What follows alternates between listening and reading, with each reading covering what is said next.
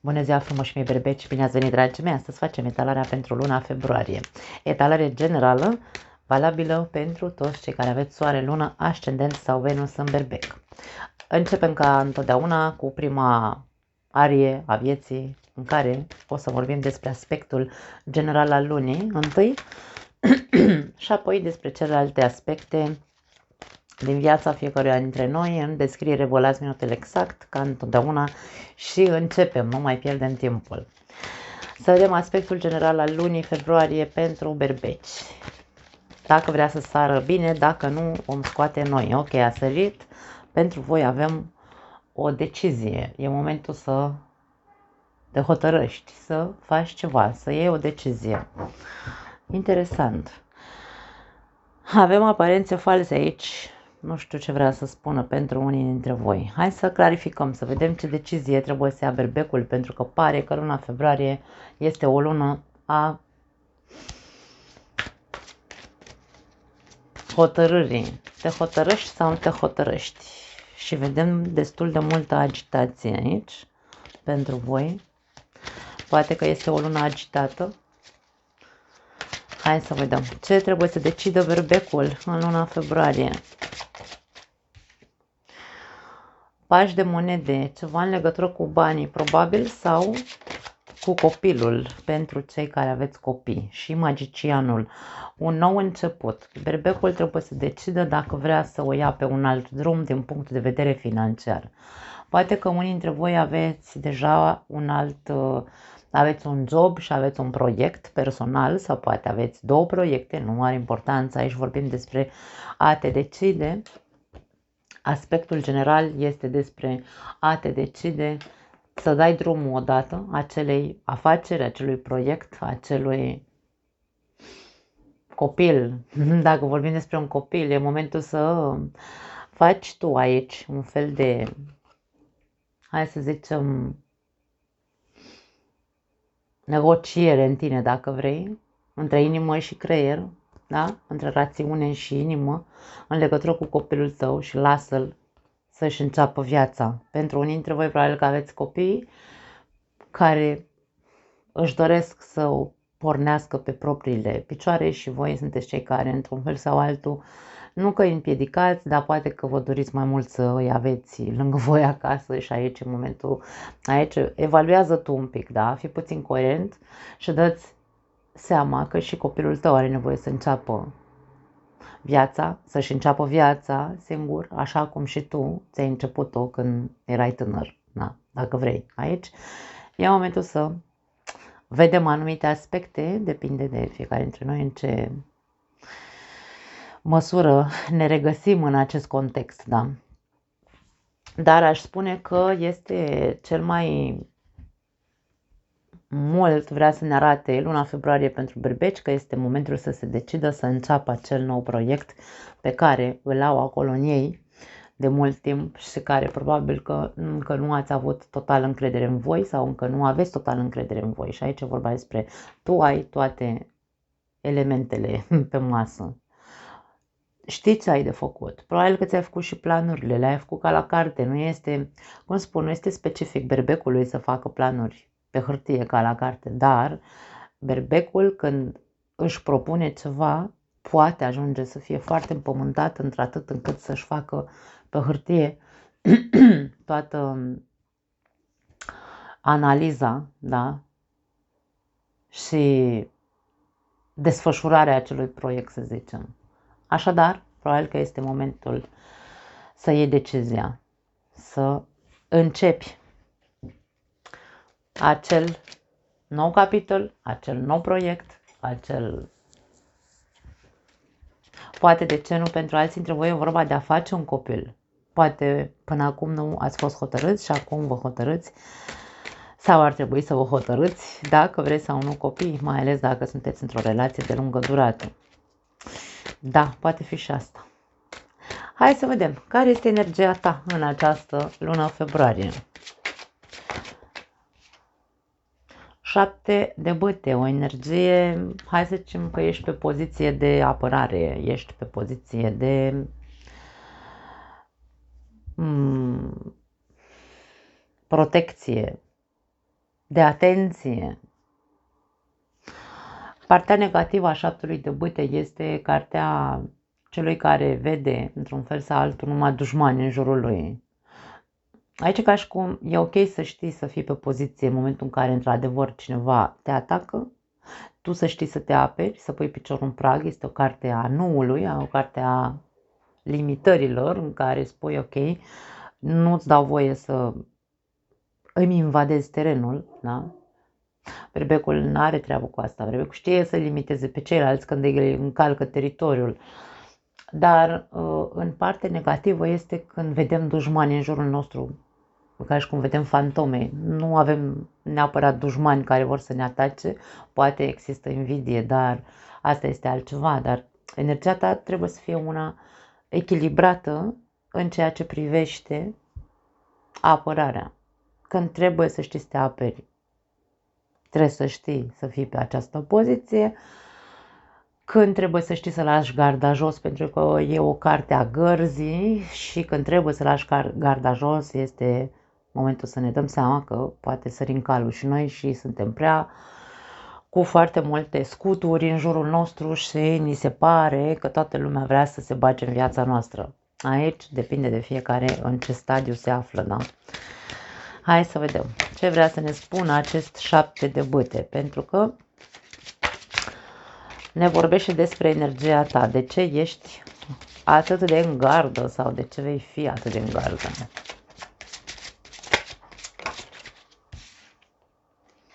Împăratul, wow, da, ca să nu... Da, mai bine tac, că după aia iar o iau înainte și zic numai prostii. Și cavaler de monede. Acum, pe o parte, ce văd este pozitiv, pentru că aici vorbim despre un berbec care energia lui este una de protecție și de apărare. Avem împăratul care reprezintă din nou aceeași protecție, da, și stabilitate. Berbecul caută stabilitatea. Indiferent că vorbim despre o stabilitate din punct de vedere material, stabilitate în relație, stabilitate în toate, nu știu, cu toate persoanele pe care le am în jurul meu.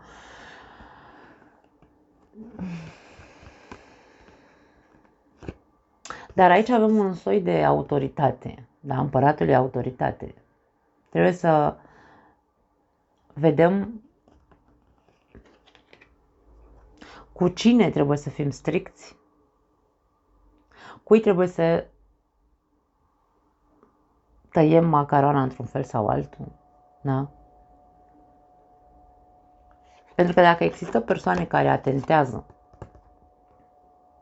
sau vor încerca să-ți invadeze teritoriul, să spună lucruri care probabil că tu ești în dreptul tău să nu le accepti, da? Aici vedem cum berbecul va fi, într-adevăr, foarte tăios, îmi vine să zic. E o poziție de putere aici, pentru mulți dintre voi. Ai lucrat cu tine, îmi vine să zic. Poate până acum ai fost, da, așa, pe post de apărare, te-ai apărat, ai predicat scuturi în jurul tău, nu ai lăsat pe nimeni să intre pe teritoriul tău, în sufletul tău, pe terenul tău, dar era doar pe scut. Da? Pe când acum e ca și cum ai făcut o muncă cu tine în care ai zis, păi astea puțin, eu sunt berbec sau ce sunt? Și probabil că în luna februarie se va vedea foarte potentă această energie a ta de autoritate. Dar eu văd o autoritate, îmi place autoritatea pe care o văd. Nu e o autoritate egoică în care să zici, să dai cu pomnul în masă sau nu. Elegantă, îmi vine să zic. Cunoscându-ți într-adevăr esența ta. Eu asta simt la mulți dintre voi, e vorba despre asta. Dacă până acum ai fost așa pe poziție de defensivă, doar te-ai apărat într-un fel sau altul, acum nu mai e defensivă, acum e autoritate, acum e ca și cum va ajunge. M-am tot apărat de voi foarte mult timp, da? Ei bine, acum Am învățat cum să fiu ferm, de fapt. Asta înseamnă fermitate cu eleganță. Da? Vedem un berbec care se va impune.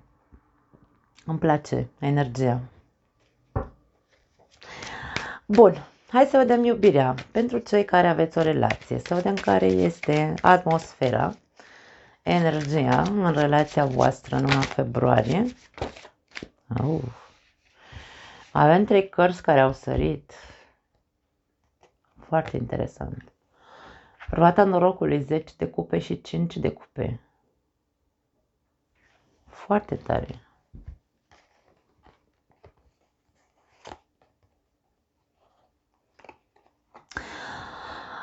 Eu aș spune că în relația unora dintre voi pot fi oscilații în luna februarie.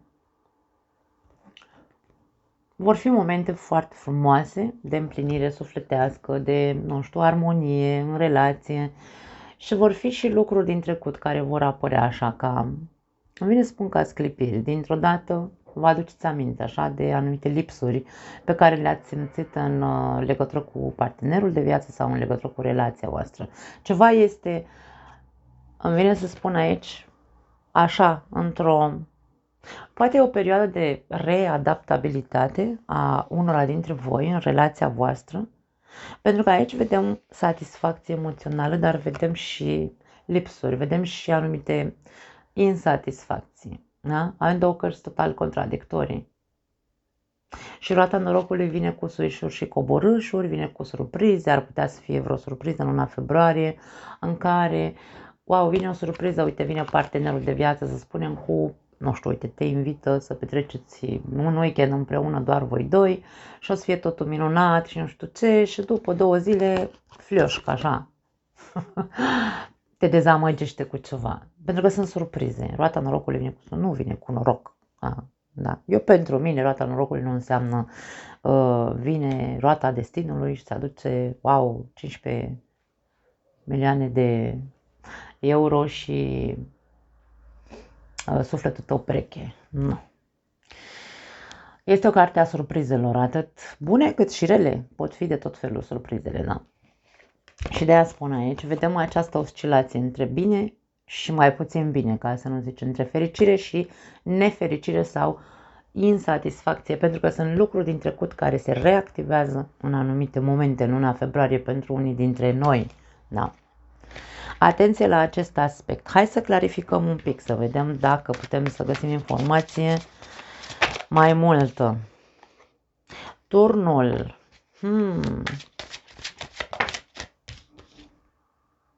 Și pajul de spade, dragii mei, este vorba probabil pentru unii dintre voi, luna va începe așa, foarte ok, va începe cu o atmosferă frumoasă, armonie, iubire, fericire, dar dintr-o dată iese la suprafață ceva în trecut, ori se află un secret aici. Avem conotație de ieșire la suprafața unui secret. Se dezvăluie ceva. Turnul vine cu iluminare. Avem pajul de spade care ne arată o persoană care a căutat și când cauți găsești anumite lucruri. Dacă tu ai scormonit sau ai căutat în telefonul partenerului sau ai de gând să o faci, aici pare că vei găsi. Cine caută, găsește. Vei găsi ceva ce ai mai găsit în trecut și vei fi dezamăgit de partenerul de viață. Simți că îți va cădea cerul pe tine din nou. E ceva ce se repetă. Nu e prima oară când se întâmplă lucrul ăsta, când descoperi acest ceva. Tu știi ce secret ai mai descoperit în trecut, acum îl vei descoperi din nou sau vei vedea că nu a ieșit din buclă, nu s-a ieșit din buclă. Aici, pentru unii dintre voi, e o buclă care se repetă de ceva vreme.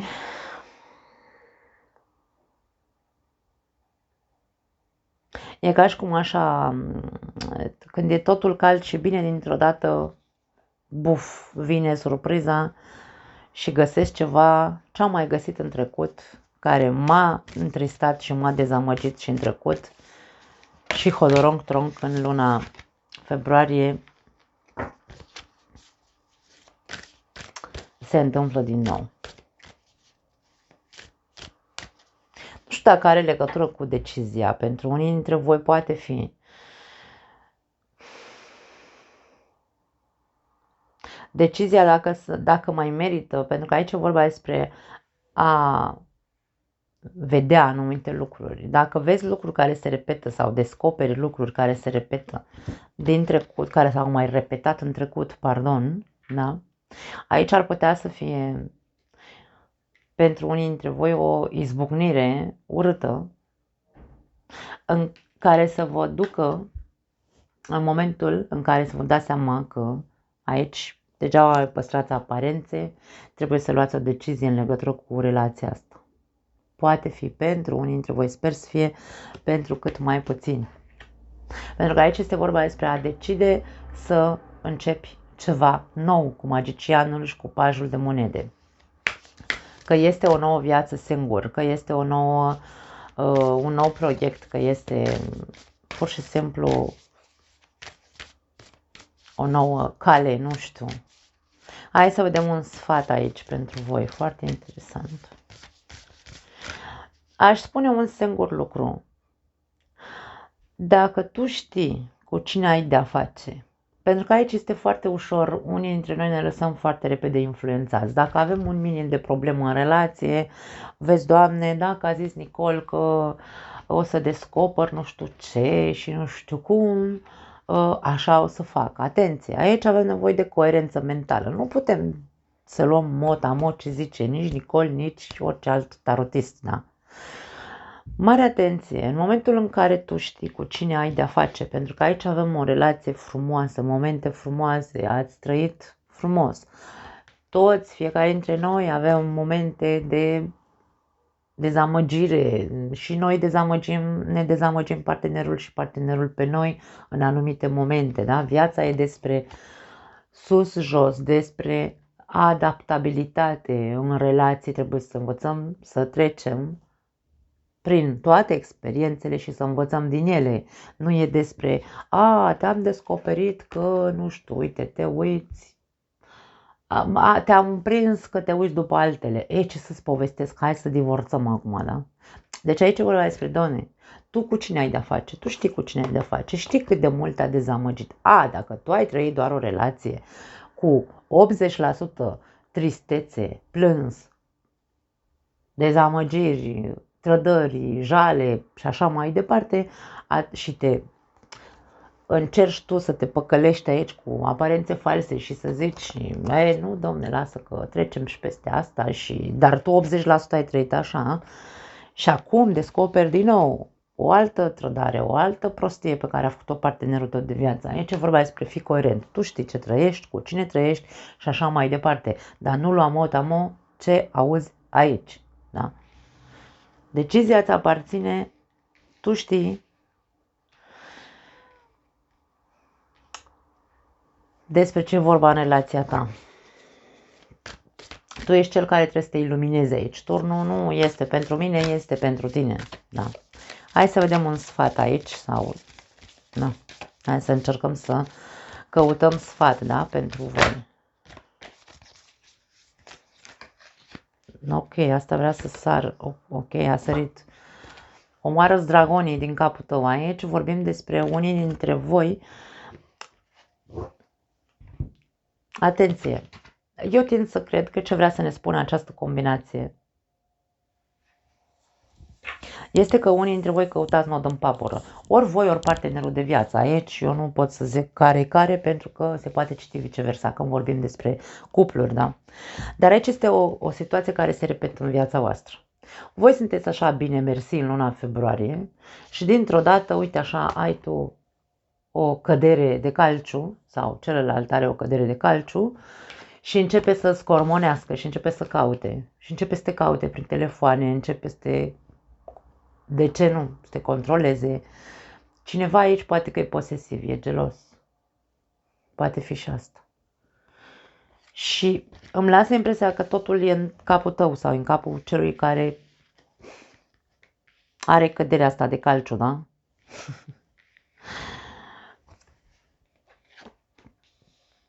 Aici ca și cum trezește-te și vezi ce se întâmplă în tine, de ce ești atât de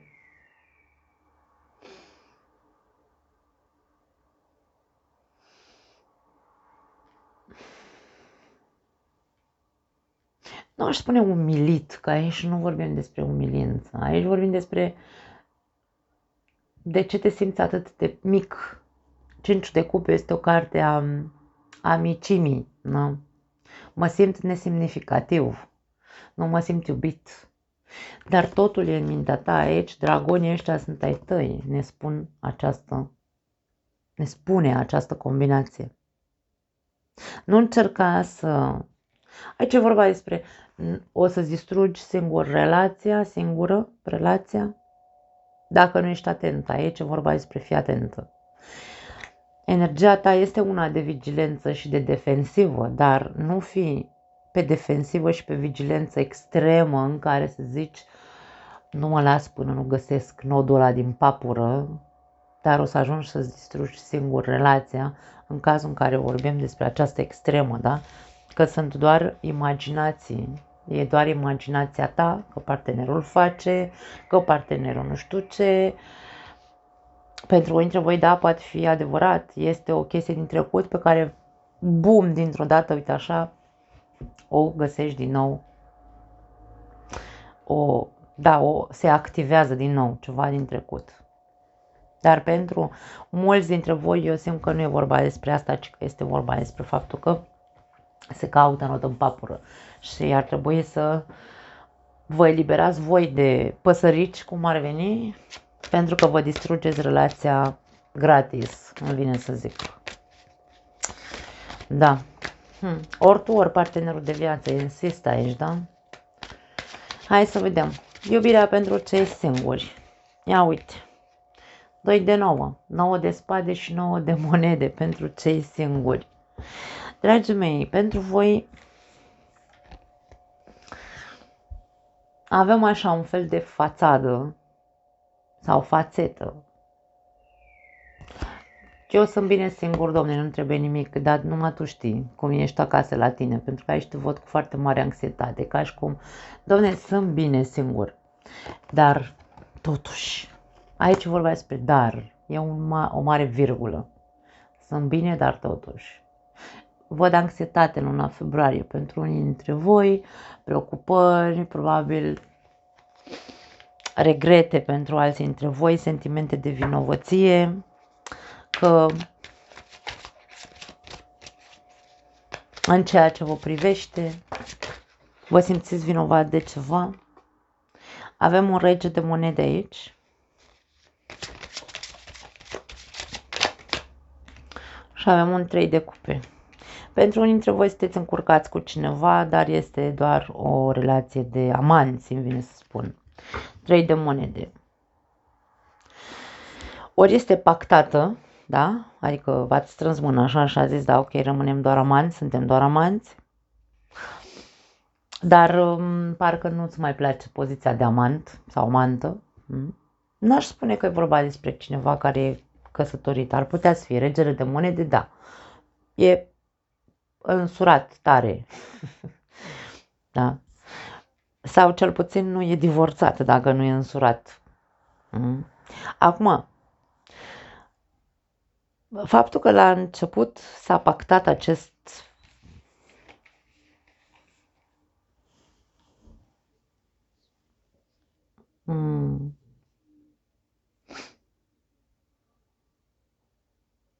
această relație de amanți sau doar de prieteni a fost ok, o perioadă. Dar acum nu-ți mai convine. Aici avem sentimente de vinovăție. Pentru cei care celălalt e căsătorit, aici vedem ca și cum nu vreau să distrug o familie sau nu știu, habar n-am, fiecare, ce își spune. Pentru alții dintre voi, dacă nu e vorba despre a fi amanți, aici vorbim despre faptul că e posibil să ca un prieten foarte apropiat vouă,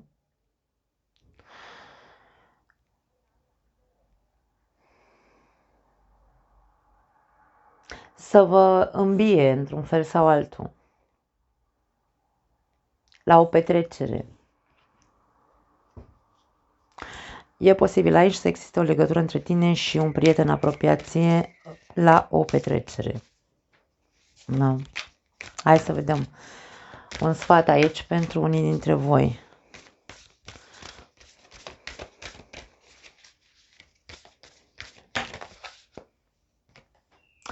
Înconjoară-te de iubire. Vezi, aici am aceeași senzație de 3 de cupe pe cartea prieteniei, ca și cum se spune, ok, dacă tu în februarie te vei simți anxios în legătură cu persoana asta, că e prietenul tău cu care te culci așa, random, ce știu eu, random, că na, eu vorbesc span English, da?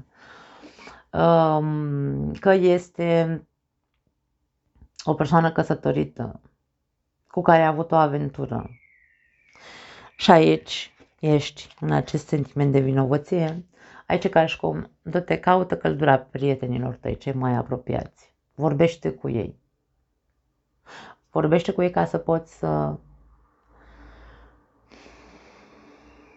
decizi. Tu nu uita că în luna februarie e moment de decizie, e momentul să te hotărăști între minte și inimă, ce este bun pentru tine, ce îți spune intuiția ta în legătură cu acest nou început, magicianul, aici nouă cale, da?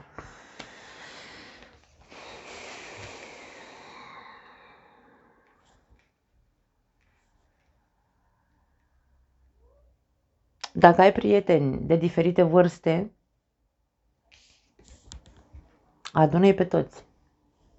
Pentru că fiecare dintre aceste persoane pot avea o opinie care te poate surprinde. Dacă sunt prieteni adevărați, bineînțeles, aici nu vorbim despre cunoștințe. Vorbim despre prieteni de la suflet la suflet.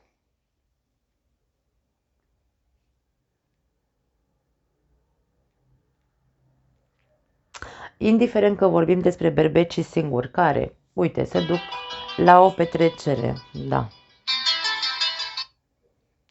Se duc la o petrecere și știu și eu, la o petrecere în grup de persoane, da? Cu prietenilor și dintr-o dată, uite, bem prea mult și ne îmbărlegăm cu un prieten și apoi avem păreri de rău. Eu aș spune că eu nu văd să existe nici îndrăgosteală, nu văd să existe nici o relație, o presupusă relație pe viitor. Nu se vede deocamdată. Na. E pur și simplu, nu-ți mai bate capul, asta a fost o ieșire sau va fi o ieșire și din partea ta și din partea celuilalt. Încercați să treceți peste. Da? Eu cam asta simt că vor să ne spună aceste cărți. Bun. Hai să vedem. Hai să dau cărțile așa un pic, să le așez, că nu mai am loc pe masă. Și trecem la secțiunea carieră. Carieră, finanțe, job, proiecte, pentru fiecare dintre noi e diferit. Hai să vedem, luna februarie.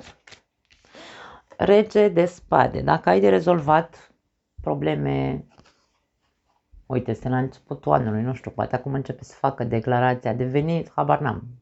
Aici vorba despre asta.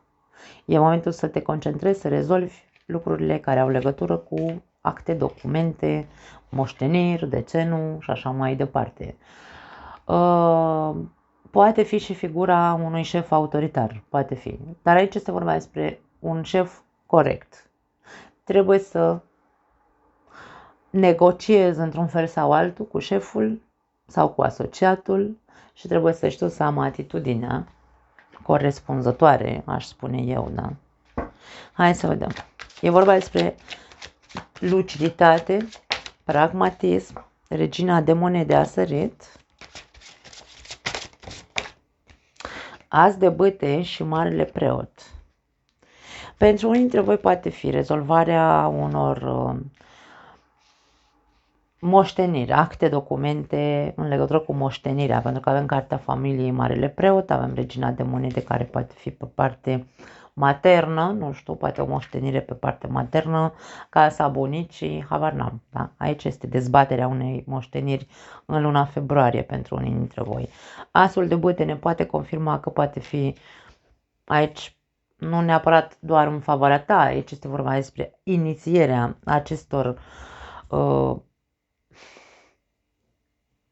nu știu cum este eu n-am moștenit niciodată nimic, habar n-am. Te duci la notar, se dezbate moștenirea repede, sunt mai multe înfățișări, habar n-am cum funcționează. Dar aici este vorba de, e prima înfățișare dacă vrei, da? Acum ne adună pe toți în familie și ne spune: a murit bunica, hai să vedem ce facem cu casa, da? Cam asta e prima înfățișare în fața notarului, în care putem, aici, poate ai doar o soră și aici e vorba, sau mă rog, o soră sau un frate, sau o singură persoană cu care trebuie să împarți acea moștenire. Aici este vorba despre o împărțeală corectă, da? Cam asta pot să spun dacă vorbim despre cei care știți că aveți posibilitatea să moșteniți ceva. Pentru alții dintre voi, după cum am spus, poate fi vorba despre tine, ori tu ești cel care va trebui să fie autoritar în această perioadă, la locul de muncă în fața șefului. Sau cel puțin să dai dovadă de respect de sine, îmi vine mie aici, acum, în cap.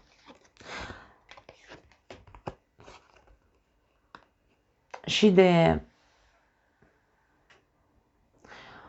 fii foarte pragmatic și gândește la tine, pentru că aici vedem o ofertă. O ofertă care ți se va face din partea acestei persoane, că este șeful tău, că este un alt șef, pentru că nu ai muncă în momentul de față, de exemplu. Vedem o ofertă care vine spre tine, bănoasă, cu regina de monede, care îți va aduce stabilitate. Fii pragmatic aici. Dacă acest rege de spade nu ești tu și este șeful tău, putem să vorbim despre o comunicare între tine și figura asta de autoritate.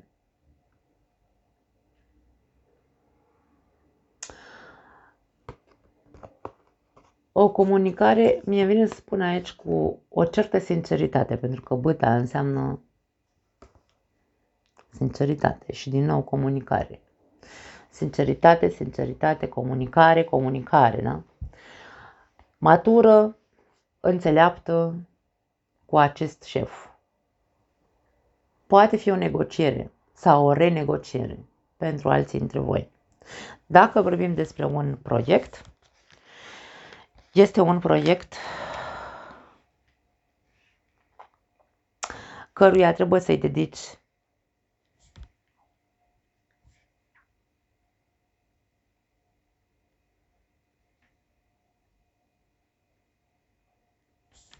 mie vine să spun că trebuie să-i dedici nu neapărat doar timp, ci trebuie să-i dedici, să fii foarte dedicat acelui proiect. Dedică-te într-atât încât, cum am zis la începutul etalării, că e momentul să iei decizia, da, să te hotărăști dacă vrei să începi acel nou proiect cu magicianul, pentru că potențialul se află în tine. Ideea este aici cu acel pus pe hârtie despre care vorbeam, am simțit să transmit la început. Aici este vorba despre, ok, fă-ți strategia, implică-te în totalitate, fii tu cel care se lasă ghidat de intuiție, pentru că aici berbecul este foarte intuitiv din punct de vedere al afacerii. Zice, băi, ok, stai, am obiectivul ăsta, eu vreau asta, dar întâi și întâi evaluează. Berbecul nu e atât de aruncat cu capul înainte cum crede lumea. De-aia nu-mi place să vorbesc despre berbeci, sau mă rog, despre nicio zodie, să vorbim doar despre partea negativă.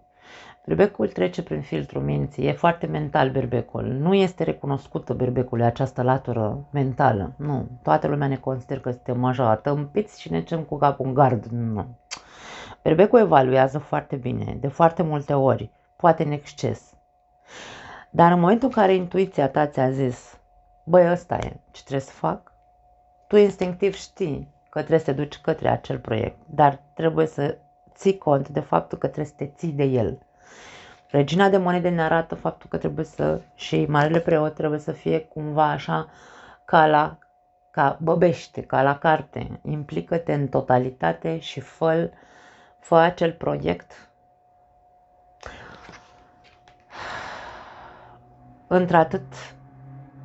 fie atât de ca la carte, încât să se simtă bazele cu adevărat. E vorba și de a avea niște norme aici. Trebuie să respecti niște norme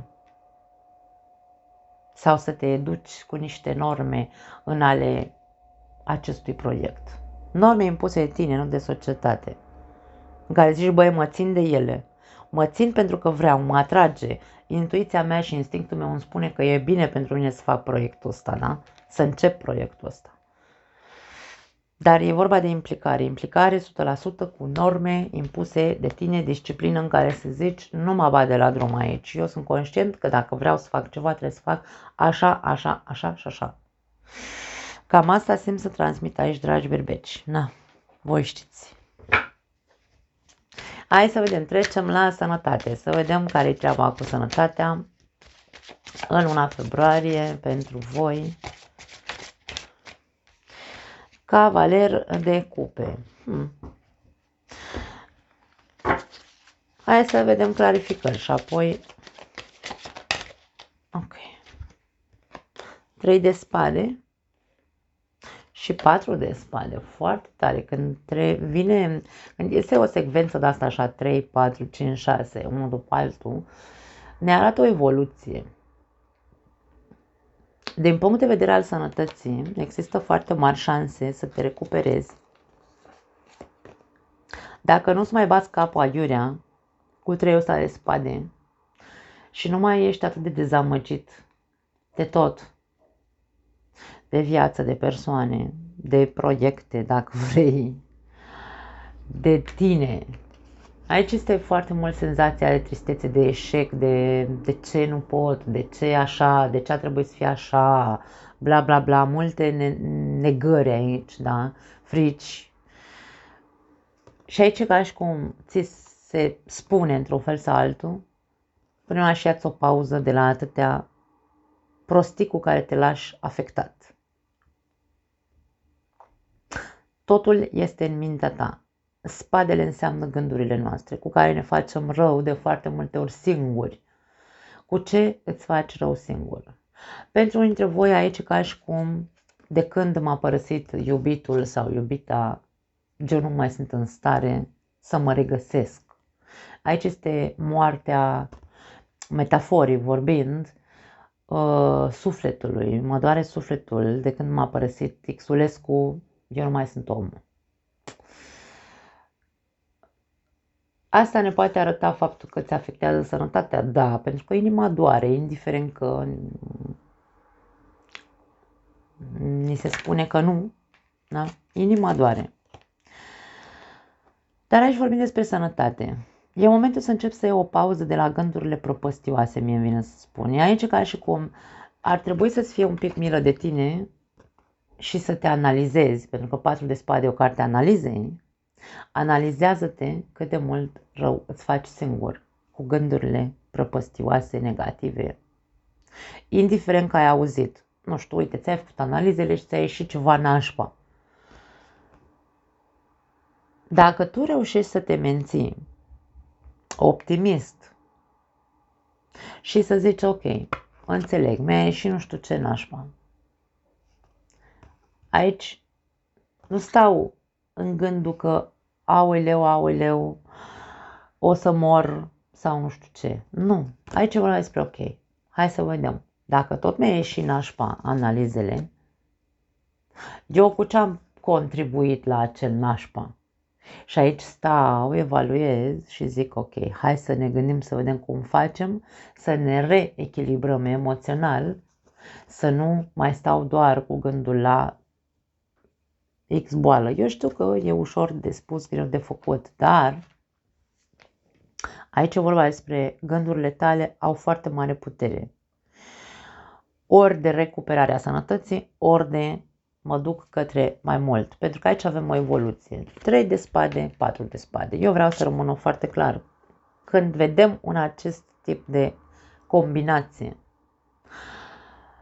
evolutivă care se duce către 5 de spade, care știm că este și toată suita de spade este, dacă nu știți ce înseamnă, eu am lăsat un curs pe acest canal gratuit în care explic toate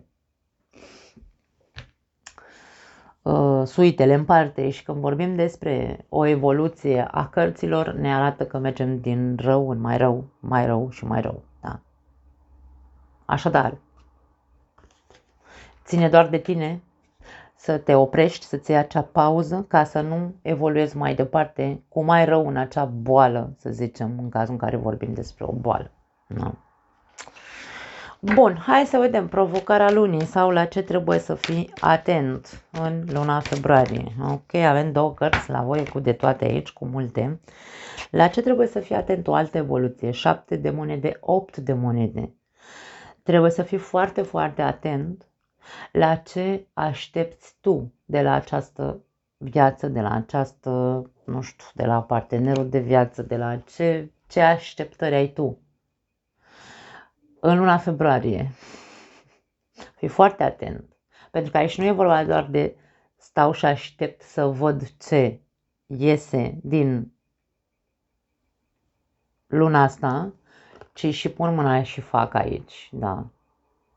Nu e vorba doar de a sta degeaba, că poate tu, da, ai făcut niște investiții în viața ta, în tine și așa mai departe și acum aștept să vezi ce rezultate culegi. Dar aici este întrebarea sau provocarea, da, lunii, în care întrebarea e la ce trebuie să fii atent. Dacă tu ai investit pozitiv, rezultatele bineînțeles că vor fi unele benefice, dar nu sunt fără efort. În continuare va trebui să faci eforturi. Nu e ca și cum am materializat o relație sau o persoană sau o afacere și acum gata, stau așa cu mâinile în sân și mă uit să văd beneficiile. Nu, aici e tot despre muncă. Trebuie să se continue cu munca personală, cu investițiile. Da. Indiferent că vorbim, după cum am zis, despre o relație sau o afacere. Fii atent în ce investești, pentru că va trebui să faci eforturi în investițiile tale. Avem cavalerul de cupe și, ia uite, împărăteasă. Dragii mei, dacă voi sunteți atenți cum investiți, cum vă investiți inclusiv timpul în această lună februarie și depuneți eforturile, sunteți atenți, aici atenția este foarte mare. Ambele cărți ne vorbesc despre atenție, analiză, atenție pe detalii, finisare a unor lucruri, comportamente și așa mai departe. Dacă tu ești atent la aceste două aspecte, aici vedem cum se încropește ceva măreț. Dacă e vorba despre un proiect, e un proiect care va da beneficii care probabil nici nu-ți trec prin cap. Dacă vorbim despre o relație, vorbim despre o relație extraordinar de frumoasă în care tu, dacă ești atent și investești și muncești și cu tine, în primul rând trebuie să muncim cu noi și apoi alături de partenerul de viață, da? Aici vedem începutul unei relații minunate care duce, bineînțeles, la o relație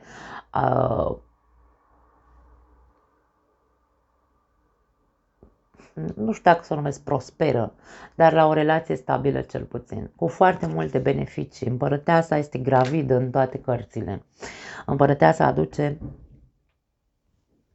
abundență, stabilitate, frumusețe, eleganță. Probabil că va fi o relație extraordinar de plăcută, fluidă, plină cu lucruri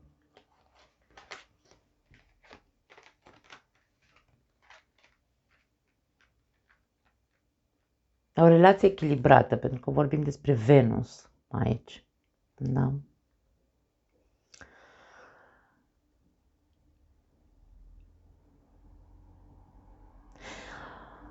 Pentru alții dintre voi, atenție mare, pentru că eu aici la cei care aveți o relație am simțit lucruri ciudate, să spunem așa. Dacă voi sunteți cei care căutați nod în papură, da? Dacă mergeți înapoi la secțiunea cupluri, pentru că are rezonanță ce văd aici. Pentru că dacă aici este provocarea, da? Lunii februarie. La ce trebuie să fii atent? La ce așteptări ai? Pe o parte. Dacă tu ai așteptări de la partenerul de viață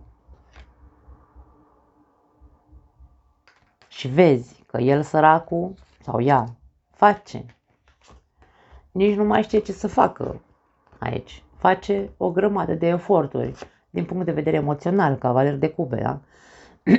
Care să te satisfacă, care să te facă să te simți ca o prințesă, ca un rege, ca un împărat, cum vrei tu, pentru că aici avem, în această etalare avem împăratul și avem și împărăteasa, da?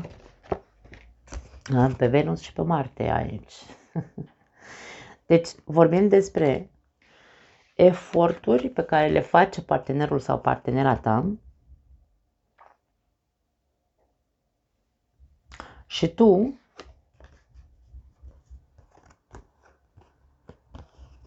cărțile au ăștia așa, da? În poziția asta.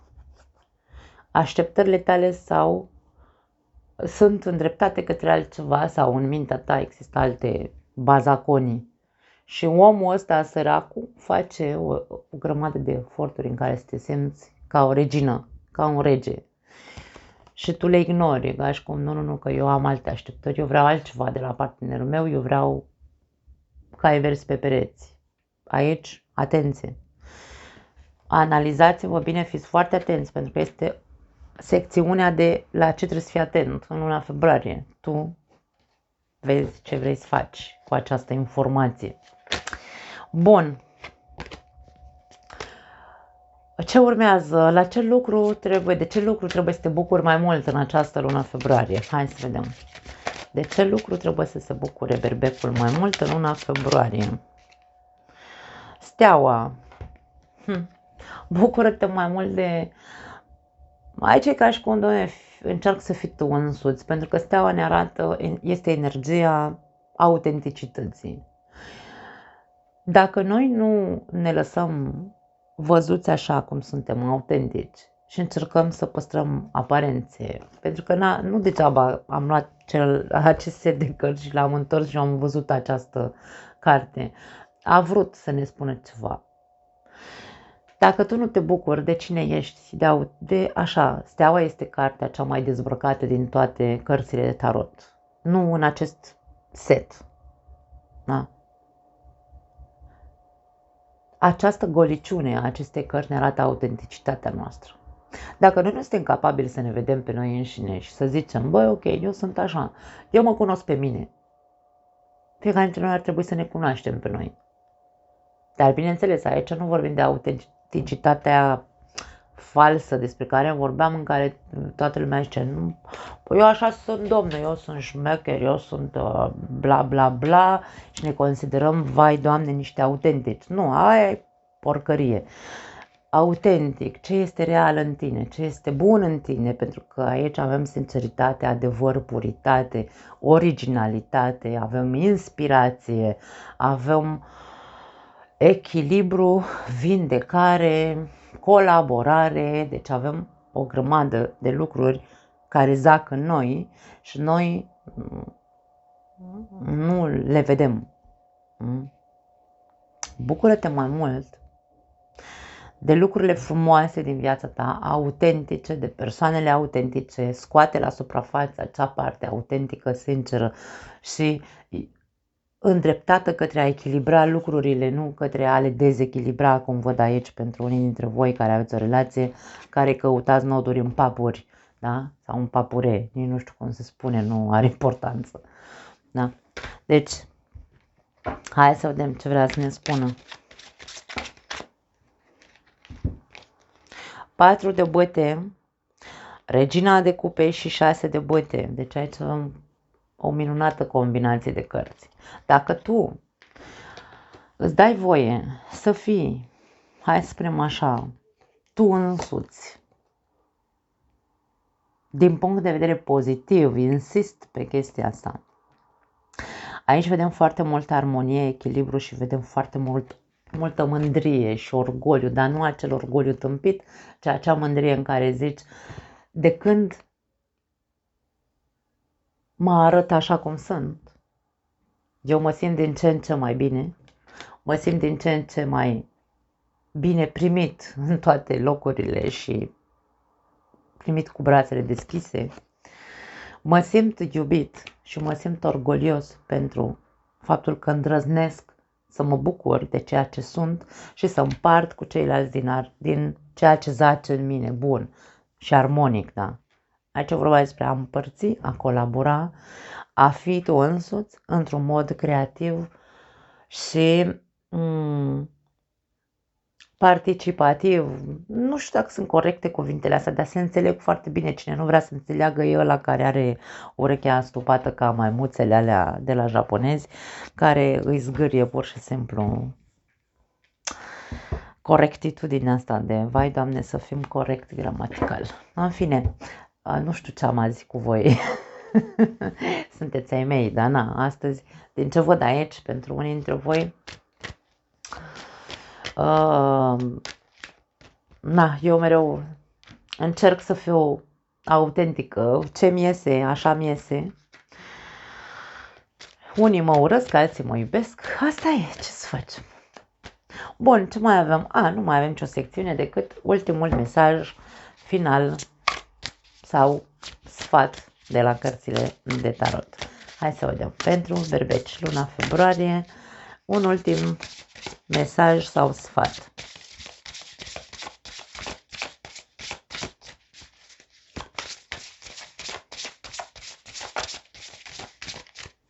Când am vorbit despre energia voastră aici, am văzut că este o energie sănătoasă. Da? Am simțit să transmit că este o energie sănătoasă, de eleganță în ceea ce privește apărarea, protecția. Mi-aș dori să cred că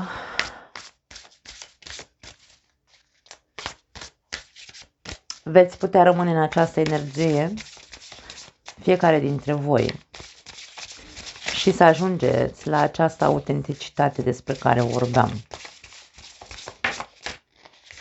Ok, a sărit un sfat pentru voi.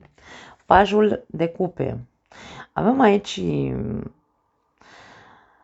cavalerul de cupe care se repetă de 2 ori, avem regina de cupe și avem acum sfatul pajului de cupe care spune: lasă-te continuu surprins de acest lucru numit viață.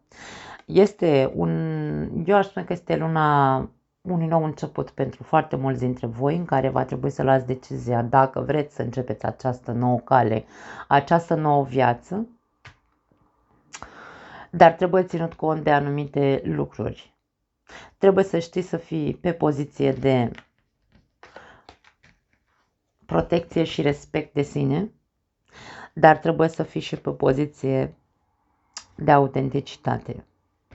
Nu căuta nod în papură nimănui și mare grijă la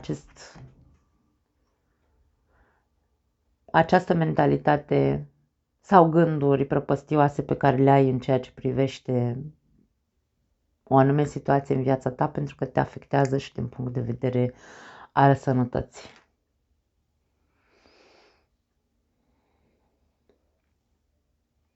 Bucură-te de viață, bine să spun. O imagine foarte simplă. O persoană care și-a luat ceașca de cafea și a plecat pe malul mării, pur și simplu stă și privește marea și bea cafeaua. O imagine foarte relaxantă.